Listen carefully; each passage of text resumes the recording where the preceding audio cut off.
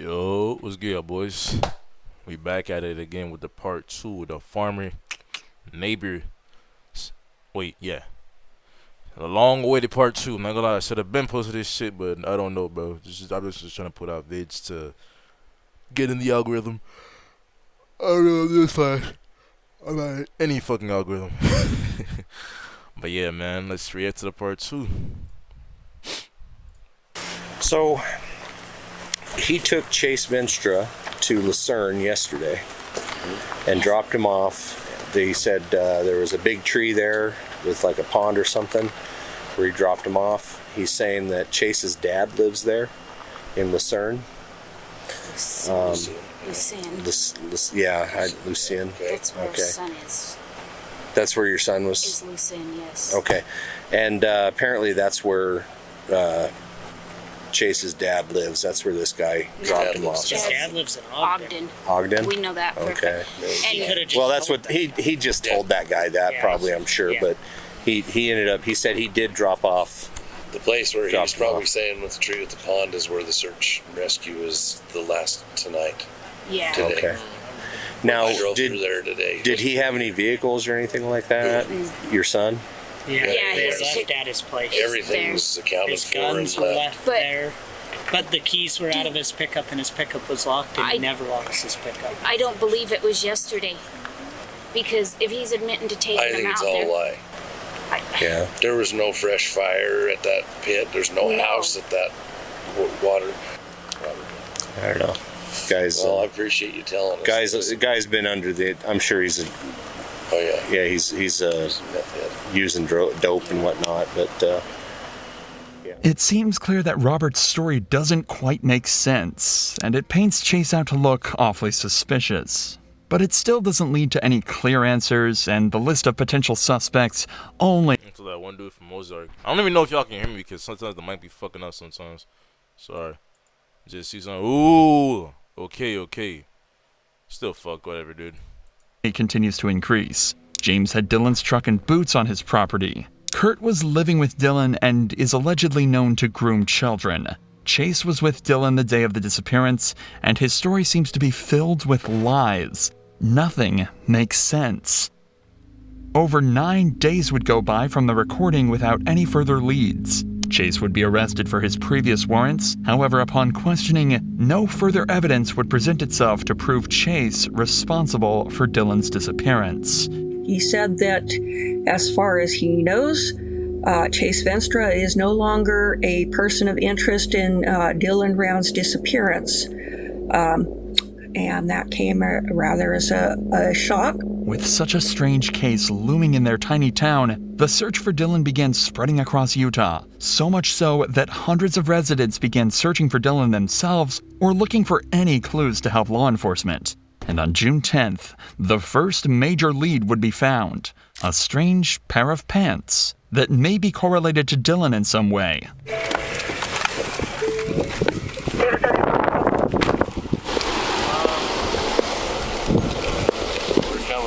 We're just coming from Wendover to come out, just be around. We're meeting some guys that live in Wendover, have some property in Montello. They had some ideas of some mine shafts up there. We were going to search and a few things. Okay. So we met at the gravel pond. We're starting to come this way. Me and my buddy Justin Palmer, that's the guy that followed Troy. So we met up with them, come down here. Some other guys from Rigby, where we're from, were meeting us at a gravel pile by the pile of road. I don't even know the road, whatever. My buddy said it was a turnout. But as we were coming, the guy saw these pants. We all rushed back here. I took some pictures, sent them to chauffeur. Everybody was telling everybody not to touch them, but we got a hammer to see if it was the size of Dylan, and it's not. It's a bigger size of pants. And I texted Brian that. Okay. The crotch is blown out. Nobody touched it. We just used the claws of that to kind of look, you know what I mean? So that's where we are. So we're going to get you a witness statement form to fill out. And then we only have one shot, right? So we'll have you fill out the witness statement and Unfortunately, the pants would be confirmed to not belong to Dylan. Again, the search for Dylan only led to dead ends. I'm sorry, but bro thought he's gonna get away with this. Bro, you live in the middle of fucking nowhere, bro. Like, if your side, that area or that place is really as small as it is sounds to be, bro, well, we're not, brother. We're not stopping. I'm gonna find you, and when I do, you feel me? Type shit. Oh goodness. Sorry, I don't mean to be Genji to do saying type shit. You feel me? And all that crap. My apologies. We're gonna find you, man, and it's over. This is Donald Hatley, the neighbor of James Brenner. Big Don boy. informed the police that he had information that could potentially help crack the case. In this interview, Don refers to James as Jim. Right? I'll tell you something. Okay. And I really don't think it has anything to do with anything. You guys found ammunition and stuff in trucks. Yeah. And he's a black powder enthusiast. Yeah. But he figured that would be a reason to poke him, so to speak, say whatever. So he brought his black powder rifles in my place. Okay. Thank you. I appreciate that. Where are those? I put one behind my bed, in my bedroom, the other one's leaned up in the corner next to the table on the couch. When did you bring them?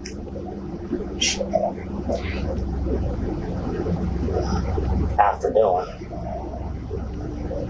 Oh yeah, definitely after.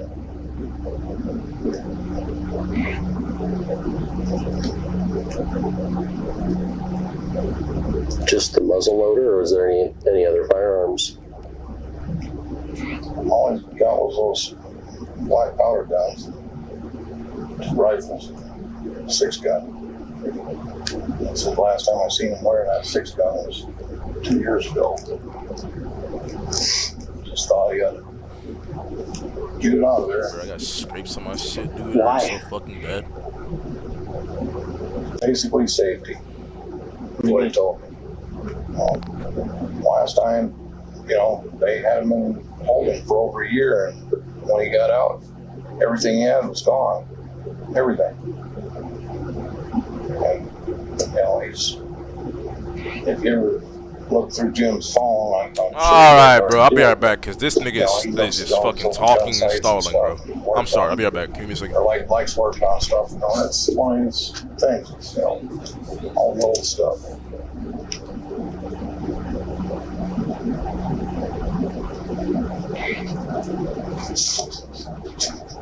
Okay. Was it just you and Jim that were at the barbecue? Was there anybody else that was over there? Just us. Don't know anybody else except Dylan and Kurt, really. Dylan used to come over for dinner about every Sunday when he was down here. Not so much this year. Busy. Times it would be a lot. So, I can't ask you what's going through Jim's head at that time, but what's going through yours when he brings you his rifles and a 6-gun?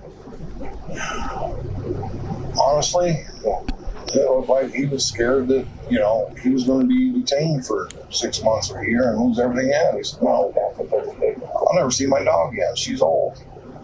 And he had no idea what happened to his horses last time. Okay. All his gun, everything he owned disappeared. So why do you think he's going to get detained, or why does he think he's going to get detained for 6 months? Well, he doesn't. He just realizes that it's a possibility because it happened in the past.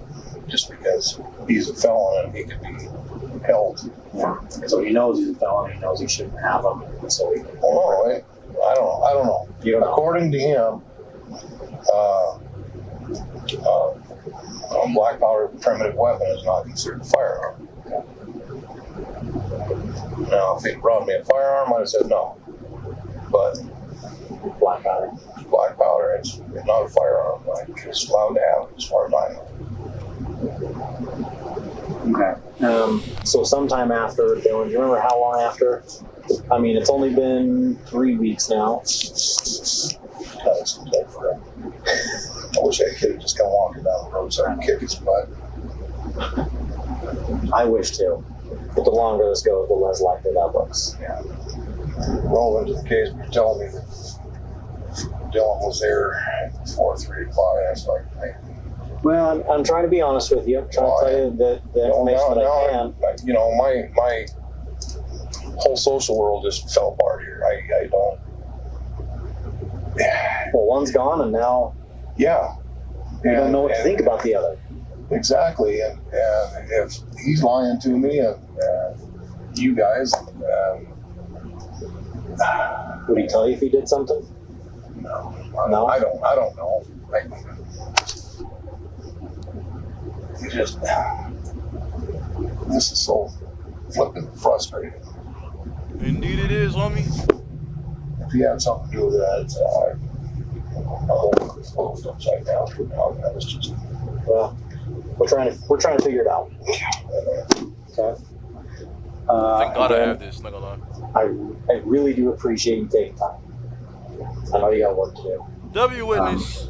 And I imagine we'll be in contact at some point about something or other, okay? Finally, police had answers. James brought multiple weapons to Don's house right after Dylan mysteriously disappeared. In the span of a few hours, James had become the lead suspect to Dylan Round's disappearance. Don would hand all 3 guns over to deputies, and a search of James's trailer would reveal ammunition, powder, and caps that matched all 3 guns. After police reviewed James's criminal history, they found several firearm-related charges, including possession by a restricted person, unlawful transport of firearms, assault with intent to murder, and malicious shooting. This allowed police to arrest James on those charges and hold him without bail. And just days later, police would discover something terrifying. Upon draining a pond near James's trailer, they would find a I'm not gonna lie, deadass thought this was blood. Also, whoa. It's ending already? cracked cell phone. And when they revealed the files on the phone, they would finally have their answer. At 7:27 a.m. on May 28th, the same day as Dylan's disappearance, a time-lapse recording was made on the phone. In this time-lapse, James could be seen cleaning bloodied weapons and having multiple bloodstains on his clothing. This was just 30 minutes after Dylan's last text message. It was clear James was a cold-blooded killer. And now, police had all the evidence they could ever need to charge him with the murders. Whether James was recording this to boast his killing of Dylan or by pure accident is something we'll never know. Upon questioning, though, James stated that he was angry Dylan had parked in the shed that day. That's it. Just mad. Hey, I'm not a gun dude or anything for that matter, but this is why, 1, never be alone with a stranger. 2, this is why I'm not one of them gun dudes, but hey, I'm be one of them gun dudes today. No cap, cause bro, people are fucking insane, bro. Like actually, bro, if you've seen enough in this world, people are psychotic, bro. Some of them are really quiet about it, but some of them aren't. But people are psychotic. Always gotta keep strapped. R.I.P. Dylan, man. No cap, you did not deserve this shit, bro. Nigga was making money too, bro, and everything, man. Really had his whole life ahead of him, bro. Like what the fuck, bro? And yo, he killed them because of parking? No, nah, bro. Upon interrogating Chase Venstra and Donald Hatley, it was determined that they had no involvement in the murder of Dylan Rounds and were released. As for James, he would plead guilty to the murder, and over 2 years later, James would bring police to Dylan's remains. Following this discovery, James Brenner was sentenced to up to 30 years in prison. What the fuck? 30 years? If you don't murder this motherfucker now? Talking about some 30 VID. 30 years? Are you insane, bro? Also, in a quiet-ass town, bro, I'm honest to God not surprised, bro. In a quiet-ass town where nothing, none of that bullshit, I'm low-key not surprised. But, bro, 30 years? Kill this bastard, bro. An old man killing a young kid that had an entire life is on God, bro. What the fuck, bro? R.I.P. Dylan, man. Rest easy, my boy. WVL boys, I'm gonna catch y'all. Condolences to the family and all that nature. They're probably, and all that nature, things of that nature. But I'm gonna catch y'all. Thank God the killer's locked up. Hopefully he fucking dies in prison, rots, etc. WVL boys, I'm gonna catch y'all. Peace.